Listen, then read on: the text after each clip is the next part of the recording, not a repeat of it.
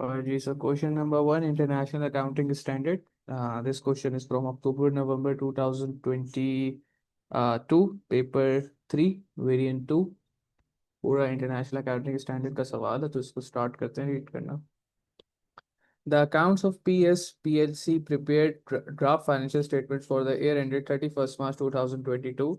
The following information was based on these draft statement. हमारे पास draft financial statement prepare हुई है, और उस ड्राफ्ट फाइनेंशियल स्टेटमेंट, ड्राफ्ट का मतलब ये होता है कि वो भी फाइनलाइज नहीं है, उसके अंदर कुछ एरर्स होंगे. तो उसके ड्राफ्ट फाइनेंशियल स्टेटमेंट में से हमारे पास परचेजेस की फिगर है, परचेज रिटर्न है, ओपनिंग इन्वेंट्री गिवन है at 1 April 2021, closing inventory given है एट 31 मार्च 2022, मार्कअप का रेट गिवन है 60%, ऑपरेटिंग एक्सपेंसेस टू रेवेन्यू का रेशियो गिवन है, यानी कि O E, operating expenses divided by revenue times 100, ये इसका फॉर्मूला है. तो ऑपरेटिंग एक्सपेंसेस टू रेवेन्यू का रेशियो गिवन है 25%, और नॉर्मल एक्सपेंसेस टू रेवेन्यू का रेशियो गिवन है 28%. तो इसके आगे उसने लिखा हुआ है, जो एक्सपेंसेस टू रेवेन्यू रेशियो है उसके आगे उसने लिखा हुआ है इंक्लूड फाइनेंस कॉस्ट. तो operating expenses to revenue ratio से मुराद है कि उसके अंदर उसने सेलिंग एंड डिस्ट्रीब्यूशन और एडमिनिस्ट्रेटिव एक्सपेंसेस को जो है सीधा सीधा रेवेन्यू से डिवाइड करा दिया. जबकि एक्सपेंसेस टू रेवेन्यू रेशियो के अंदर उसने selling and distribution, administrative expenses और फाइनेंस कॉस्ट, तीनों एक्सपेंसेस को लेके जो है वो उसने रेवेन्यू से डिवाइड करा है. तो यहाँ पे मैंने दोनों के फॉर्मूलाज भी लिख दिए. ये operating expense to revenue ratio का फॉर्मूला है, ये एक्सपेंसेस टू रेवेन्यू रेशियो का फॉर्मूला है. और सिर्फ फर्क ये है कि जो एक्सपेंसेस टू रेवेन्यू रेशियो वाला फॉर्मूला है उसके अंदर फाइनेंस कॉस्ट क्या है, एक्सपेंसेस के अंदर इंक्लूडेड है, जबकि ऑपरेटिंग एक्सपेंसेस टू रेवेन्यू के अंदर फाइनेंस कॉस्ट इंक्लूडेड नहीं थी. पार्ट ए में कहता है prepare a summarise version of the draft income statement for the year ended 31 March 2022. तो ये जो फर्स्ट पार्ट है, टू बी ऑनेस्ट, ये फर्स्ट पार्ट आपका डायरेक्टली इंटरनेशनल अकाउंटिंग स्टैंडर्ड्स को टेस्ट नहीं कर रहा है, बल्कि ये तो मोर और लेस देखा जाए तो इनकम्प्लीट रिकॉर्ड्स को टेस्ट कर रहा है. कि कुछ आपको सर्टेन सी इन्फॉर्मेशन दे दी और आपसे कहता है कि भाई मुझे जो है वो ड्राफ्ट इनकम स्टेटमेंट बना के दो. तो सबसे पहली फिगर जो हमें इनकम स्टेटमेंट बनाने के लिए चाहिए होती है वो सेल्स की चाहिए होती है. सेल्स की फिगर हमारे पास मौजूद नहीं है, लेकिन उसने हमें यहाँ पे बताया हुआ है कि उसका मार्कअप 60% है. तो हमें पता है कि हम मार्कअप वाला रेशो इस्तेमाल करते हुए, जो कि यहाँ पे मैंने लिखा हुआ भी है, मार्कअप आपको पता है किस पे अप्लाई होता है, कॉस्ट ऑफ सेल्स पे अप्लाई होता है. It is the percentage of profit capped bye the company over and above the cost. कि मुझे अगर 10 रुपए ये कैलकुलेटर बनाने की कॉस्ट पड़ रही है, तो अगर उसके ऊपर 2 रुपए मैं अपना प्रॉफिट रख रहा हूँ, तो that 2 rupees will be called my markup. Markup का जो रेशियो होता है, एएस के अंदर मल्टीपल टाइम्स यूज किया है कि भाई मार्कअप क्योंकि कॉस्ट पे अप्लाई होता है, तो कॉस्ट ऑफ सेल्स का रेशियो 100 हो जाएगा और सेल्स का रेशियो 100 प्लस मार्कअप हो जाएगा. तो इस सवाल में हमें सेल्स की फिगर अननोन है, वो हमें कैलकुलेट करनी है मार्कअप का रेशियो लगा के. सवाल ये उठता है कि सर कॉस्ट ऑफ सेल तो नहीं पता. देखो, कॉस्ट ऑफ सेल पता नहीं है, लेकिन कॉस्ट ऑफ सेल कैलकुलेट करने के लिए जो चीजें चाहिए होती हैं, purchases, purchase return, opening inventory, closing inventory, वो चारों चीजें गिवन है. तो मैं सिंपली कॉस्ट ऑफ सेल का जो फॉर्मेट है, that is opening inventory plus purchases minus purchase return minus closing inventory apply करूंगा, तो मेरे पास कॉस्ट ऑफ सेल निकल के आ जाएगी. तो ये मैंने देखे कॉस्ट ऑफ सेल का फॉर्मेट लिख दिया, जो कि बहुत सिंपल इनकम स्टेटमेंट से निकाला जाता है. And then figures plug in कर दी. जो ओपनिंग इन्वेंट्री की फिगर थी उसके अंदर परचेजेस ऐड कर दिया, परचेज रिटर्न माइनस कर दिया और क्लोजिंग इन्वेंट्री माइनस कर दिया, तो मेरे पास सीधा सीधा कॉस्ट ऑफ सेल निकल के आ गया $349,000. और ये चारों फिगर आपको मैंने दिखा दी है. शुरू की चार फिगर्स जो हैं, इन्हीं चार फिगर्स को ऐड सब्ट्रैक्ट कराया है. Opening inventory plus purchase minus purchase return minus closing inventory, cost of sale आ गई $349,000. अब मैं इसके ऊपर मार्कअप का रेशो अप्लाई कर दूंगा. मार्कअप का रेशो आप ऊपर मैंने लिख भी दिया था, सेल 100 प्लस मार्कअप बनेगा, कॉस्ट ऑफ सेल 100 बन जाएगा. तो कॉस्ट ऑफ सेल की फिगर 349,000 है, 349,000 टू द रेशो 100 कर दिया, और सेल्स 100 प्लस मार्कअप यानी 100 प्लस 60 करके मैंने लिख दिया. सेल्स की फिगर अननोन थी, अननोन फिगर को हम एक्स कह लेते हैं. एक्स कहने के बाद मैंने उसको क्रॉस मल्टीप्लाई कराया. X multiply by 100 and equal to 349,000 multiply by 160, और 100 जाके इक्वल टू के दूसरी तरफ डिवाइड हो गया. तो मेरे पास x की वैल्यू, यानी कि मेरे पास x क्या था, मैंने ऊपर रेफर किया हुआ है कि x आपका सेल को रिप्रेजेंट कर रहा है, जो कि अननोन फिगर है. तो सेल की फिगर मेरे पास निकल के आ गई $5,58,400. सेल्स की फिगर आ गई. तो अब जो यहाँ पे उसने हमें काम करने का कहा था कि इनकम स्टेटमेंट बना के दो, मैंने सबसे पहले जो सेल्स कैलकुलेट करी 558,400 वो रिकॉर्ड कर दिया. और जगह मेरे पास लिमिटेड थी, तो मैंने कॉस्ट ऑफ सेल का पूरा पोर्शन नहीं दिखाया, मैंने सीधा लिख दिया लेस कॉस्ट ऑफ सेल. और कॉस्ट ऑफ सेल जैसे कि हमने कैलकुलेट करी थी अभी, $349,000 हमने कॉस्ट ऑफ सेल कैलकुलेट करी थी, ये रही. तो मैंने सीधा सीधा less cost of sale 349,000 record कर दिया. सेल्स में से कॉस्ट ऑफ सेल निकला, यानी 558,400 माइनस 349,000, तो ग्रॉस प्रॉफिट निकल के आ गया 1,39,000 2,09,400 का। ग्रॉस प्रॉफिट के बाद हमें पता है कि हम ऑपरेटिंग एक्सपेंसेस माइनस करते हैं, जिसमें एडमिन और डिस्ट्रीब्यूशन दोनों एक्सपेंसेस आ जाते हैं। तो उसमें आपको ऑपरेटिंग एक्सपेंसेस टू रेवेन्यू का रेशियो गिवन था यहाँ पे, ठीक है ना। तो मैं इसी रेशियो को इस्तेमाल करूंगा। अब मुझे रेवेन्यू पता है, ठीक है ना, रेवेन्यू मैं ऑलरेडी कैलकुलेट कर चुका हूँ। ऑपरेटिंग एक्सपेंसेस मुझे नहीं पता, तो मैं इस फॉर्मूला को इस्तेमाल करते हुए ऑपरेटिंग एक्सपेंस कैलकुलेट कर लूंगा। तो मैंने यहाँ पे देखे, मैंने कहा कि भाई ऑपरेटिंग एक्सपेंसेस मुझे नहीं पता, तो मैंने उसकी जगह ओ ई लिख दिया। रेवेन्यू अब मैं कैलकुलेट कर चुका हूँ, यहाँ पे 5,58,400 का मेरा रेवेन्यू है। डिनोमिनेटर में वो रेवेन्यू की फिगर आ गई, मल्टीप्लाई बाय 100। और जो रेशियो, जो परसेंटेज गिवन थी ऑपरेटिंग एक्सपेंसेस टू रेवेन्यू की 25%, वो मैंने 25% एज इट इज लिख दिया। अगेन सिंपल सा क्रॉस मल्टीप्लाई कराया, 5,58,400 जो इधर डिवाइड हो रहा था इक्वल टू की दूसरी तरफ जाके जो है वो मल्टीप्लाई हो गया, एंड 100 जो है वो जो वहां पे मल्टीप्लाई हो रहा था इक्वल टू की दूसरी तरफ जाके डिवाइड हो गया। तो सिंपली मेरे पास ऑपरेटिंग एक्सपेंसेस निकल के आ गए $1,39,600 के। मैंने ऑपरेटिंग एक्सपेंस रिकॉर्ड कर लिया $1,39,600 का। ग्रॉस प्रॉफिट में से जब ऑपरेटिंग एक्सपेंस माइनस किया, तो मेरे पास प्रॉफिट फ्रॉम ऑपरेशन, जिसको हम ऑपरेटिंग प्रॉफिट भी कहते हैं और profit before interest and tax भी कहते हैं, वो निकल के आ गया है 139,600 का। वो निकल के आ गया हमारे पास 69,800 का। That is profit from operation, जब आपने ग्रॉस प्रॉफिट में से ऑपरेटिंग एक्सपेंस को माइनस किया। फिर उसके बाद आपकी सिर्फ एक कॉस्ट रह गई है, विच इज जो फाइनेंस कॉस्ट। तो उसने आपको देखें, operating expense to revenue ratio के बाद उसने आपको एक्सपेंस टू रेवेन्यू रेशियो पे गिवन था 28% का। इसका formula expense upon revenue multiply by 100। तो मैंने अब उस फॉर्मूले को इस्तेमाल किया, that is expense upon revenue multiply expense upon revenue is equal to 28%।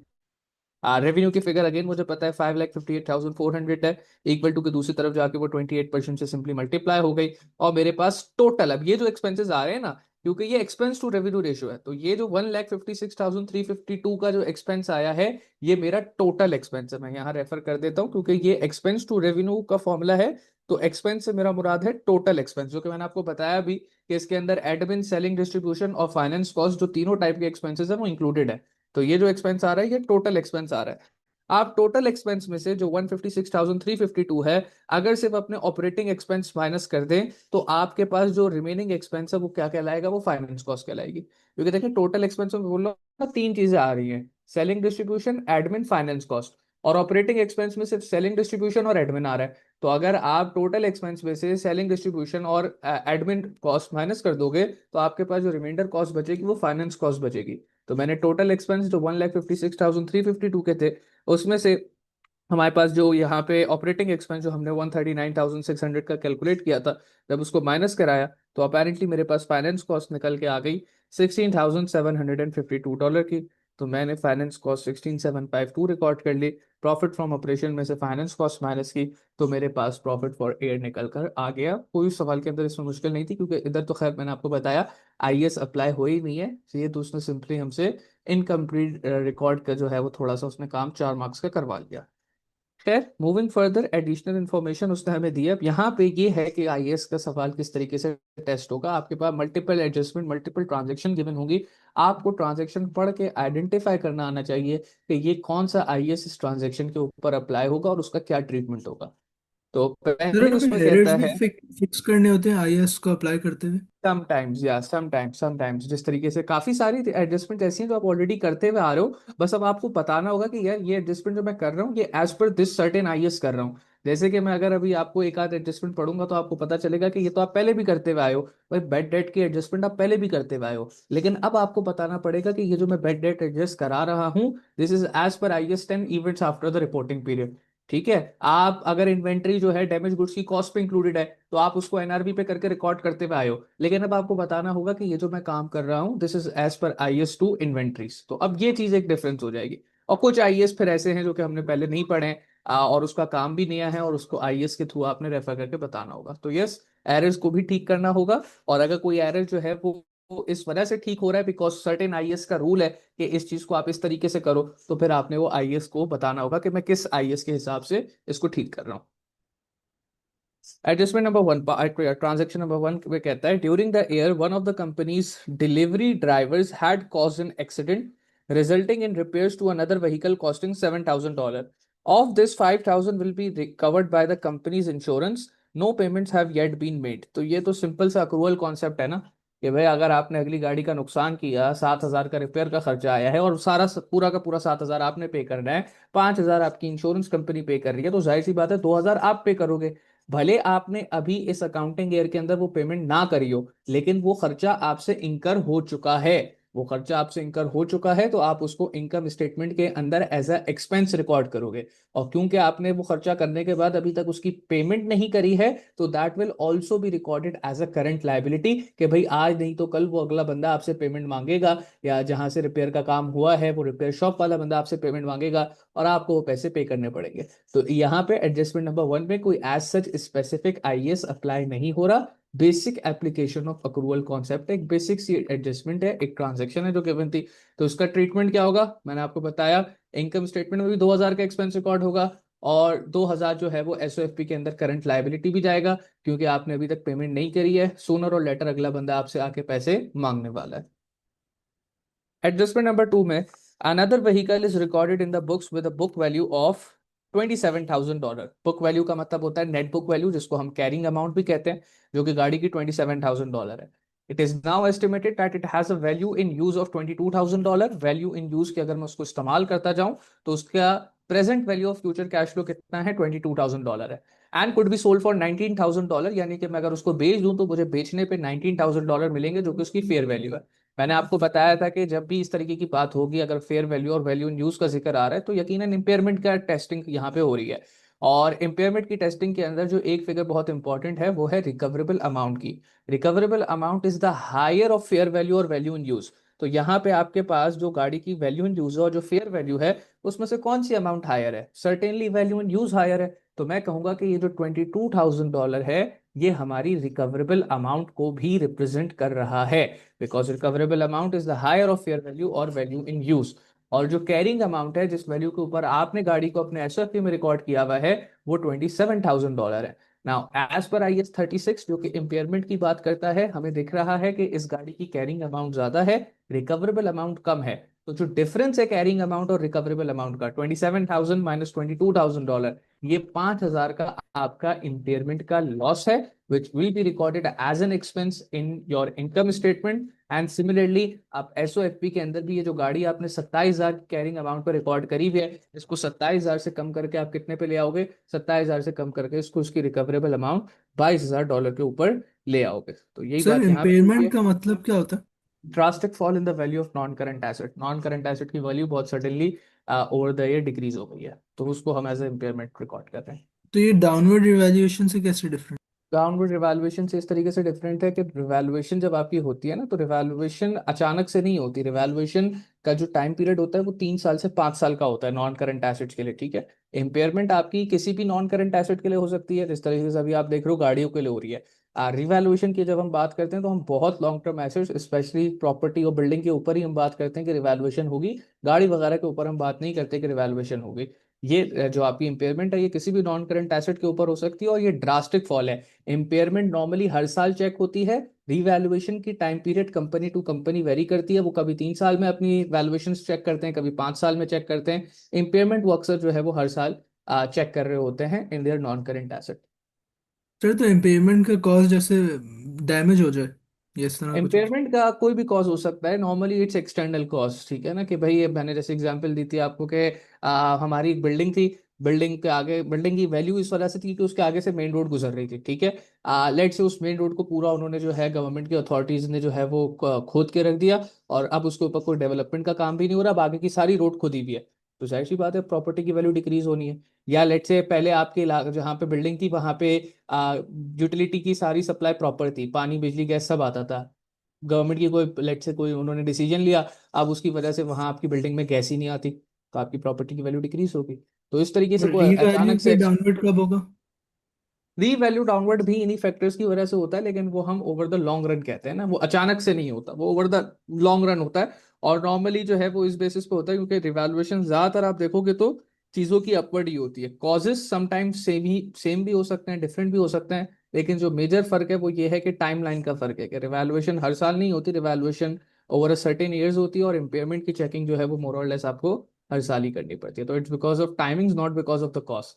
और सिग्निफिकेंट इम्पैक्ट कितना है। जो इम्पेयरमेंट के अंदर इम्पैक्ट होता है वो हम कहते हैं कि नॉर्मल यूज की वजह से ये चीज की वैल्यू नीचे नहीं गिरी है, कोई एक्सटर्नल फैक्टर ऐसा हो गया जिस पर हमारा कंट्रोल नहीं था, जिसकी वजह से इसकी वैल्यू बहुत ज्यादा सिग्निफिकेंटली डिक्रीज हो गई है। अब वो फैक्टर कुछ भी हो सकता है। सही।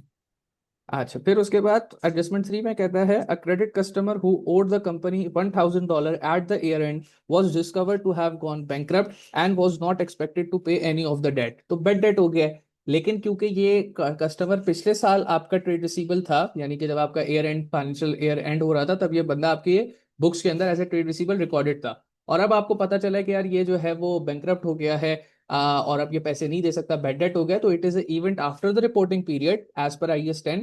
बट क्योंकि इसकी पिछले साल से रेलेवेंस ट्रेस बैक हो सकती है एंड इसका इम्पैक्ट भी मटेरियल है, तो that is why it will be adjusted in the financial statement.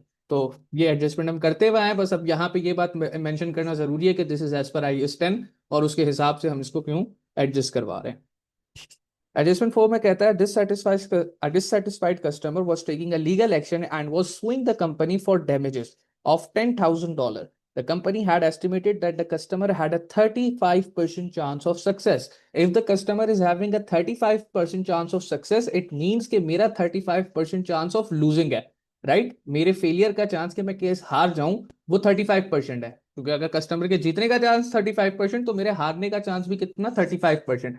अगर मैं हारूंगा तो मुझे कितने के डैमेजेस पे करने पड़ेंगे, 10,000 के डैमेजेस पे करने पड़ेंगे। बट क्योंकि ये डैमेजेस पे करने पड़ेंगे या नहीं करने पड़ेंगे, it is dependent upon another event कि मैं केस हारूंगा या मैं केस जीतूंगा, तो that is why it is a contingent liability. ये 10,000 की ऑब्लिगेशन मेरे सर पे आ सकती है, लेकिन it is dependent upon another event कि मैं फ्यूचर में केस हारता हूं या केस जीतता हूं।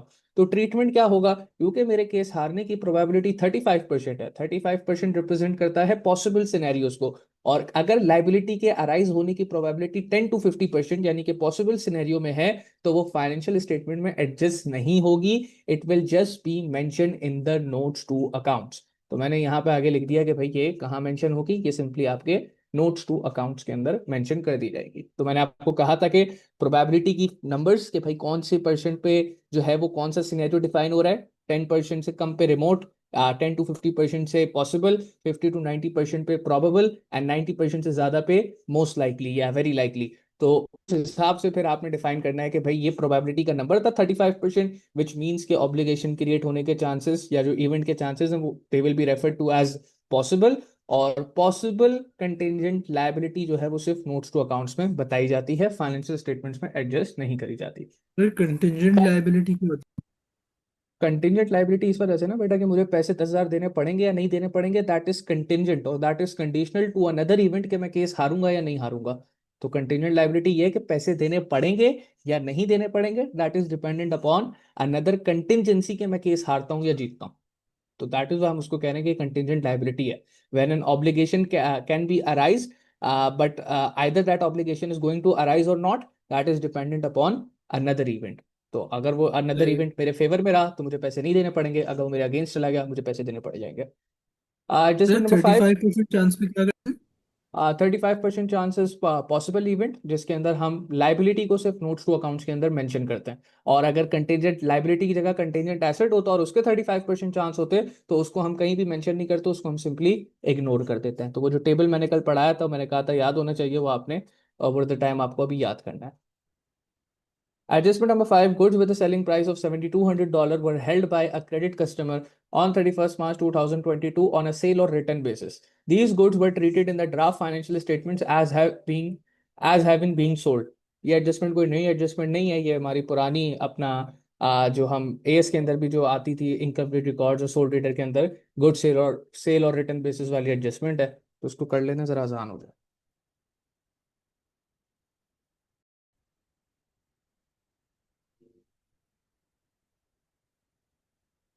अच्छा जी, सेल और रिटर्न बेसिस वाली जो हमारी ट्रांजैक्शन है बहुत सिंपल होती है। अगर हमने 7,200 का माल बेचा था किसी कस्टमर को जो को सेल और रिटर्न बेसिस पे बेचा था, और हमने उसको फिर सेल ट्रीट कर लिया, तो हमारी तरफ से गलती है और हम हमारी गलती को रिवर्स करेंगे। रिवर्स करने के लिए हम सबसे पहले सेल्स को 7,200 से कम कर देंगे। उसी के साथ साथ ट्रेड रिसीवेबल भी 7,200 से क्या हो जाएगा, एट द सेम टाइम कम हो जाएगा, क्योंकि जब आपने उसको एज ए सेल ट्रीट किया होगा तो आपने डबल एंट्री बनाई होगी, sales credit trade receivable debit, और अब आप उसी को रिवर्स कर रहे हो, आप दिखा रहे हो कि भाई वो सेल हुई नहीं और वो ट्रेड रिसीवेबल क्रिएट नहीं हुआ। उसी के साथ साथ एक और काम जो आपको करना होगा, क्योंकि 7,200 जब आपका ईयर एंड हुआ था तो ये इन्वेंट्री कस्टमर के पास पड़ी हुई थी, तो जो आपने इन्वेंट्री काउंट किया होगा उसके अंदर ये इन्वेंट्री इंक्लूड नहीं हुई होगी, जबकि एक्चुअली ईयर एंड पे इस इन्वेंट्री की ओनरशिप आपके ही नाम पे थी और आपको चाहिए था कि आप इसको इंक्लूड करते। तो अब हम उसको इंक्लूड कराएंगे ईयर एंड क्लोजिंग इन्वेंट्री के अंदर।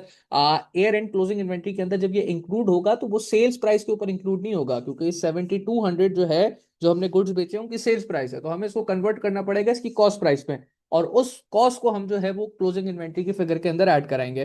तो अब सवाल ये उठता है कि 7,200 जो सेल्स प्राइस है गुड्स की उसको कॉस्ट पे कैसे कन्वर्ट करेंगे। अगेन हमारे पास मार्कअप का रेशो गिवन है, तो वील डू सेल 7,200 से हमारी कम हो रही है वो तो हमने बात कर ली। 7,200 वही अपना मार्कअप का मैंने रेशो लगाया, मैंने कहा सेल्स मुझे पता है 7,200, 100 प्लस मार्कअप, मार्कअप का जो रेशो था वो था 60%, तो ये 160 में ब्रैकेट में करके बता दूं, 100 प्लस 60 होके आया है, where 60 is the markup percentage, और क्योंकि मार्कअप है कॉस्ट पे अप्लाई होता है तो कॉस्ट ऑफ सेल्स के रेशो को मैंने 100 कर दिया, क्रॉस मल्टीप्लाई कराया, तो मेरे पास जो 7,200 के गुड्स मैंने बेचे थे उनकी कॉस्ट निकल के आ गई है $4,500, और ये वो अमाउंट है जो कि मैं इन्वेंट्री के अंदर क्या कराऊंगा, इन्वेंट्री के अंदर मैं इंक्लूड करा लूंगा। देन एडजस्टमेंट नंबर 5, अच्छा नॉर्मल एडजस्टमेंट थी, इसका कोई खास आईएएस से लेना देना नहीं था। ये अगेन अगर बात करी जाए तो ये आपके प्रूडेंस कॉन्सेप्ट से इनफैक्ट ज्यादा रिलेटेबल है और मैचिंग कॉन्सेप्ट से ज्यादा रिलेटेबल है, जो कि कहते हैं कि भाई आपने रेवेन्यू को तब तक रिकॉर्ड नहीं करना जब तक अर्न ना हो जाए, and revenues of one year are to be match with the expenses of same year, और ये हमारा उस साल का रेवेन्यू नहीं है जिस साल में हमने इसको सेल्स ट्रीट किया। इनफैक्ट ये तो हमारा रेवेन्यू है ही नहीं, क्योंकि अभी तक कस्टमर ने गुड्स रखने के लिए एग्री नहीं किया है। Then premises were revalued, adjustment number 6, on 31st March 2022 from 4 lakh dollar to 5 lakh $80,000। Quite a simple adjustment, कह रहे 4 लाख से मैं एसेट को उठा के 5 लाख 80 पे ले गया हूँ, तो आपको पता है आपका नॉन करंट एसेट 1,80,000 से बढ़ जाएगा, और सिमिलरली $1,80,000 से आप अपनी रीवैल्यूएशन रिजर्व भी क्रिएट कर लेंगे। एडजस्टमेंट नंबर 7 में कहता है the draft financial statement showed a value of $24,000 for a intangible asset IAS 38। Intangible asset की बात आ गई, फॉर एन IAS 38 आपके दिमाग में क्लिक करना चाहिए, which had been bought on by the company on 1 April 2021। एक 24,000 का इंटेंजिबल एसेट है जो कि आपने 1 अप्रैल 2021 को बाय किया था। The directors were of the opinion that this should be amortized depreciated over 20 years from the date of purchase. तो भाई हमें पता है इंटेंजिबल नॉन करंट एसेट की जो डिप्रिसिएशन होती है उसको एमोटाइजेशन कहते हैं, और इन्होंने कहा है कि हम इस इंटेंजिबल नॉन करंट एसेट को 20 सालों पे जो है वो एमोटाइज करेंगे। तो आप सिंपली जो है वो 24,000 जो इंटेंजिबल नॉन करंट एसेट की वैल्यू है उसको डिवाइड बाई 20 कर दें, तो आपके पास एमोटाइजेशन के जो चार्ज है फॉर द ईयर जो इस इंटेंजिबल नॉन करंट एसेट पे अप्लाई होना है वो निकल के आ जाएगा।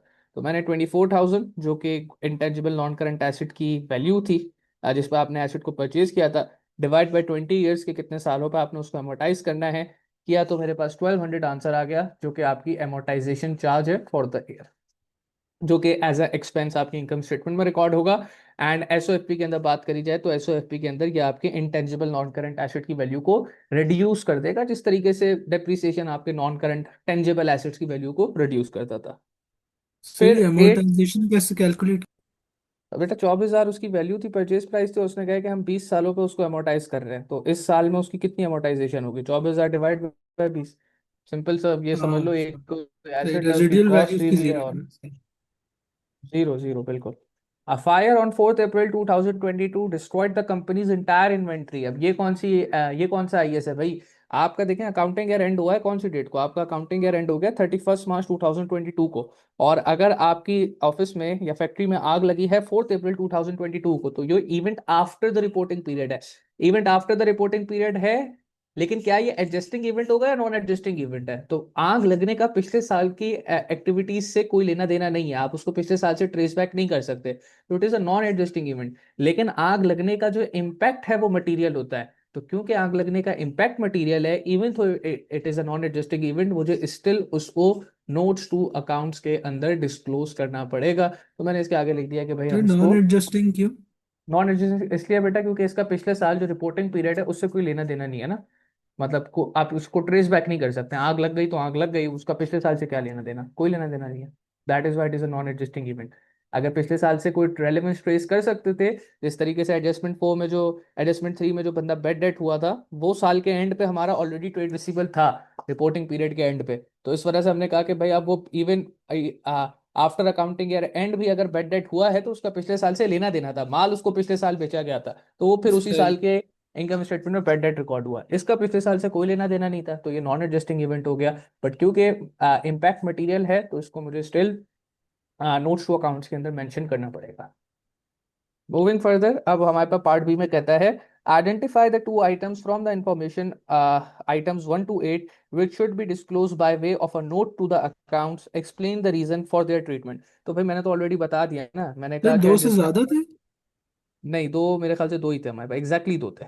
एक हमारे पास ये एडजस्टमेंट नंबर 4 थी, जिसमें आपके कंटिजेंट लाइबिलिटी के चांसेस 10 to 50% थे, पॉसिबल चांसेस थे, तो वो नोट्स टू अकाउंट्स में जाएगा। और दूसरा ये एडजस्टमेंट नंबर 8 जो event after the reporting period है, लेकिन नॉन एडजस्टिंग इवेंट है क्योंकि पिछले साल से कोई रेलेवेंस नहीं है, तो बट इम्पैक्ट मटेरियल है, तो ये भी नोट्स टू अकाउंट्स में जाएगा। तो अगर आप इन दो के अलावा कोई भी लिख देते तो आपके जो है वो मार्क्स जो है वो कटते। So it is only adjustment 4 and adjustment 8 जो कि नोट्स टू अकाउंट्स में जानी है। तो पहले मैंने लिख दिया एडजस्टमेंट आइटम नंबर 4, और आइटम नंबर 4 कंटिजेंट लाइबिलिटी था, तो contingent liability is covered up in IS 37। तो आप देखें मैंने एक्सप्लेनेशन कैसे दी, मैंने कहा IS 37 नंबर लिया, कंटिजेंट एसेट एंड लाइबिलिटी नाम लिया, ये दोनों चीजें इंपॉर्टेंट है। लीगल एक्शन, और फिर मैंने बताया कि ये जो काम हो रहा है किस में आ रहा है, लीगल एक्शन, जो कि कंटिजेंट एसेट एंड लाइबिलिटी के केस में जाता है। Since the contingent liability since the contingent liability has 10 to 50% chance, it is a possible event and therefore should be stated into the notes to accounts। जो बात मैंने आपको ऊपर explain करी थी वही बात मैंने नीचे लिख दी कि 10 to 50% के ये दरमियान की 10 to 50 प्रोबेबिलिटी है, परसेंट पॉसिबल चांसेस हो। इवेंट है, और hence 10 to 50% chance of losing the case of that liability being arising, कि अगर आपकी वो लाइबिलिटी अराइज होगी या नहीं होगी उसके चांसेस 35% है ना, तो वो 35% 10 to 50% की कैटेगरी के बीच में आ रहा है, जिसको हम पॉसिबल इवेंट कहते हैं। और पॉसिबल अगर कोई आपकी कंटिजेंट लाइबिलिटी का इवेंट है तो वो सिर्फ नोट्स टू अकाउंट से मेंशन किया जाता है। अच्छा, तो चांस हमें जब भी देते हैं वो बताते हैं कि पॉसिबल कितनी है? हमें हमें बताना है, उसने तो सिर्फ लिख दिया था कि 35% चांस है कि आप जो है वो केस हारोगे, तो हमें पता था कि 35% चांस 10 to 50% की कैटेगरी के अंदर आ रहा है, जिसको हम पॉसिबल इवेंट कहते हैं। और पॉसिबल इवेंट अगर कंटिजेंट लाइबिलिटी के केस में बात करी जाए तो नोट्स टू अकाउंट में जाता है, तो उसने सिर्फ परसेंटेज दे दी, बाकी सारा काम मैंने बताया, ये रेंज भी मैंने बताई, सही। इस रेंज के अंदर होने वाला इवेंट पॉसिबल कहलाता है वो भी मैंने बताया, और ये भी मैंने बताया कि अब इसका करना क्या है, इसको नोट्स टू अकाउंट में डालना पड़ेगा। सही है, तो वो हमें सिर्फ परसेंटेज बताता। कभी परसेंटेज बताएगा, कभी वो तुम्हें वर्ड दे देगा, कभी कहेगा कि इस इवेंट के होने का चांस प्रोबेबल है या पॉसिबल है, तो फिर परसेंटेज तुम्हें खुद बतानी होगी कि ये पॉसिबल है तो इसका चांस 10 to 50% है, प्रोबेबल है तो इसका चांस 50 to 90% है। तो तुम्हें कीवर्ड पकड़ना होगा, वो या तो नॉर्मली प्रोबेबिलिटी की परसेंटेज होगी, या फिर वो वर्ड जो हम उसको भी बता रहे हैं, जैसे मैंने कहा कि ये पॉसिबल है, हो सकता है वो सिर्फ कहे कि इस इवेंट का होना या ना होना पॉसिबल है, तो अब आपको पता होना चाहिए possible event represents 10 to 50% of probability, फिर और उसके टेन टू हिसाब से फिफ्टी के अलावा क्या रेंजेस हैं? बताई तो थी यार, दिखाई भी हैं। 10 to 50 पॉसिबल की है, लेस देन 10% रिमोट की है, 50 to 90% प्रोबेबल की है, और मोर देन 90% जो है वो मोस्ट लाइकली की है। तो वो तुम सही। नोट्स खोलोगे उसके अंदर पूरा टेबल दिया हुआ है। देन जो दूसरा आइटम जो कि नोट्स टू अकाउंट्स पे जाना है, that is item number 8, as per IS 10 events after the reporting period, inventory loss due to fire since the event can not be trace back to previous accounting year, उसको हम पिछले साल से trace नहीं कर सकते, but it has a material impact, आग लगी है तो जाहिर सी बात है नुकसान ज्यादा हुआ होगा, therefore it should be stated in the notes to account. तो आप देखें IS का नंबर, IS का नाम, और उसका जो मेजर कॉन्सेप्ट है वो देना है, और ये 3 3 मार्क के लिए उसने जो है वो पूछा हुआ था। देन पार्ट सी में कहता है state what is meant by the term contingent asset, illustrate your answer with an example. Contingent asset is a potential economic benefit, और अगर यहीं पे वो कहता है कंटिंजेंट लायबिलिटी, तो contingent liability is a potential economic obligation, ठीक है ना, ये फर्क है एसेट और लायबिलिटी के अंदर। A contingent asset is a potential economic benefit whose occurrence depend on the occurrence or non-occurrence of a future event beyond the control of business. Example, potential claim on winning a lawsuit।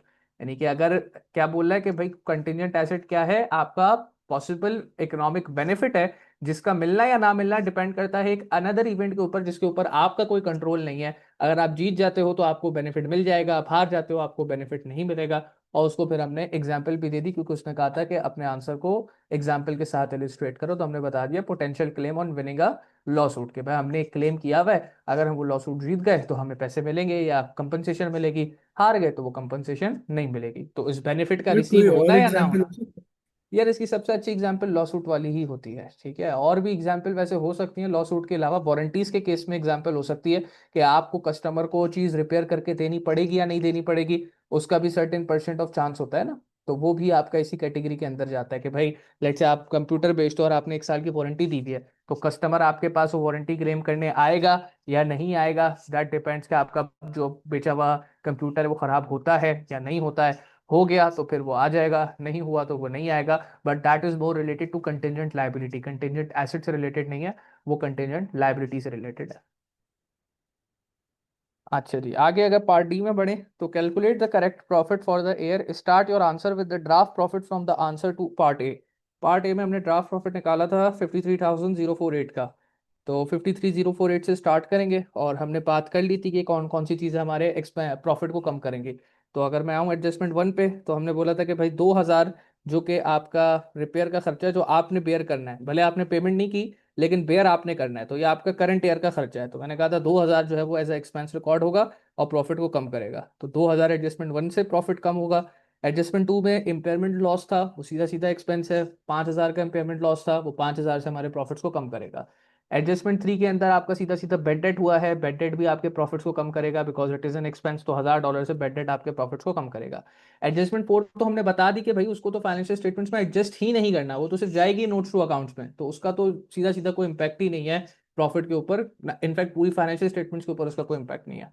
फिर adjustment five अगर देखो तो आपने goods बेचे थे cell और return basis पे, इसका इम्पैक्ट क्या होगा, इसमें आपने सेल्स को कम किया है 7,200 से और इन्वेंट्री को बढ़ाया है 4,500 से। सेल्स जब कम होती हैं तो प्रॉफिट कम होता है, लेकिन क्लोजिंग इन्वेंट्री जब बढ़ेगी तो प्रॉफिट बढ़ेगा। तो 7,200 माइनस 4,500 जो नेट इम्पैक्ट है ना, that would be the decrease in profit.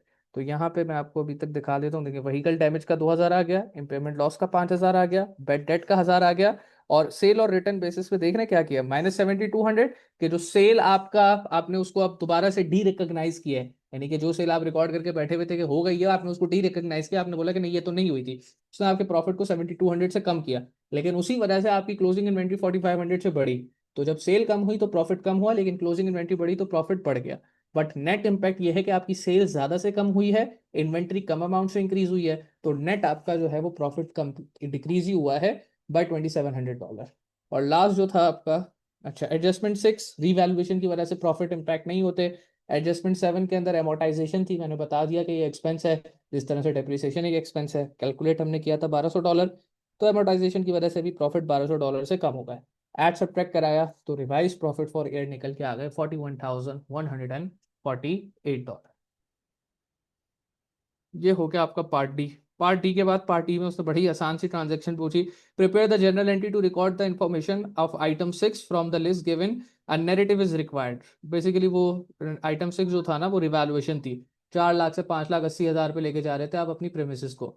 तो डेप्रिसिएशन की, अच्छा देखो कोई अमाउंट गिवन नहीं है। अब आप कहते हैं कि सर आपने बताया था कि जो नॉर्मल रिवैल्यूएशन की जर्नल एंट्री होती है वो पहले डेप्रिसिएशन जितना भी उस एसेट पे चार्ज हुआ होता है वो डेबिट होता है, फिर आपका एसेट जो है वो अगर तो रिवैल्यूएशन अपवर्ड हुई है तो डेबिट हो जाएगा, डाउनवर्ड हुई है तो क्रेडिट हो जाएगा, और रिवैल्यूएशन रिजर्व जो है वो क्रेडिट हो जाती है। इस केस में आपके पास बताया हुआ नहीं है कि प्रेमिसेस के ऊपर कितना प्रोविजन फॉर डेप्रिसिएशन चार्ज हुआ है, तो हम सिंपली नॉर्मल रिवैल्यूएशन को रिकॉर्ड करेंगे। हम कहेंगे हमारी चीज 4 लाख से 5,80,000 पे चली गई, यानी प्रेमिसेस एक एसेट है वो 1,80,000 से बढ़ गया, तो प्रेमिसेस 1,80,000 से डेबिट। रिवैल्यूएशन रिजर्व जो कि एलिमेंट ऑफ इक्विटी है, जब वो बढ़ता है तो क्रेडिट होता है, तो उसको 1,80,000 से क्रेडिट कर देंगे। और नैरेटिव उसने मांगा था, नैरेटिव आपको पता है कि भाई single line explanation of the double entry होती है, तो सिंगल लाइन में मैंने उसको एक्सप्लेन कर दिया, revaluation of premises on 31 March 2022, simple as that. And then last part में कहता है the value of trade receivables in the sir draft. मैं इसमें अगर premises and provision for depreciation 180,000 लिख दूँ तो सही है नहीं? नहीं, आपको जब प्रोविजन फॉर डेप्रिसिएशन की कोई बात नहीं है तो फजूल में नहीं डालेंगे। ठीक है ना। अगर वो खाली देखो, अगर बिना अमाउंट की जनरल एंट्री पूछता ना, तो फिर तो मैं लिखता कि प्रोविजन फॉर डेप्रिसिएशन डेबिट होगा, क्योंकि जनरल एंट्री के अंदर जो रिवैल्यूएशन की होती है उसमें प्रोविजन फॉर डेप्रिसिएशन डेबिट होता है। इस केस में है नहीं, तो फिर मैं नहीं लिखूंगा। ठीक है ना। अगर वो बिना अमाउंट्स के अगर आपसे कहीं जनरल एंट्री मांग ले, जो कि आपको याद हो तो एएस के सवालों में मांगता भी था, तो उसमें फिर आप यही लिखते थे, प्रोविजन फॉर डेप्रिसिएशन डेबिट, और फिर जो आपका नॉन करंट एसेट है वो भी डेबिट, और रिवैल्यूएशन रिजर्व क्रेडिट। इस सवाल में क्योंकि आपको फिगर्स पता है, तो जितनी फिगर्स पता है उसके हिसाब से डबल एंट्री बनेगी। अच्छा, तो पूरा पूरा कॉस्ट बढ़ जाएगी। पूरा पूरा कॉस्ट बढ़ जाएगा, बिल्कुल। अच्छा जी। The value of trade receivables in the draft financial position was $81,900। Calculate the correct value of trade receivable at 31 March 2022। तो ड्राफ्ट ट्रेड रिसीवेबल 81,900 के थे। फिर आपका $1,000 का बेड डेट हुआ, तो बेड डेट की वजह से $1,000 से ट्रेड रिसीवेबल कम होगा। और दूसरा, आपने सेल और रिटर्न बेसिस पे जो माल बेचा था, तो मैंने कहा कि जब सेल डी रिकॉग्नाइज होगी, यानी कि आप सेल को कम करोगे, तो साथ ही साथ आपने जो, जब सेल रिकॉर्ड की होगी तो ट्रेड रिसीवेबल भी बढ़ा होगा। अब आप सेल डी रिकॉग्नाइज कर रहे हो, तो आपको ट्रेड रिसीवेबल को भी डी रिकॉग्नाइज करना पड़ेगा, यानी कि बुक से हटाना पड़ेगा। तो ट्रेड रिसीवेबल सेल और रिटर्न बेसिस की वजह से भी 7,200 से कम होगा, और नेट अमाउंट आपके पास निकल के आ गई $73,700। ये आपका पूरा सवाल था आईएएस का, इंटरनेशनल अकाउंटिंग स्टैंडर्ड का, 2022 अक्टूबर नवंबर।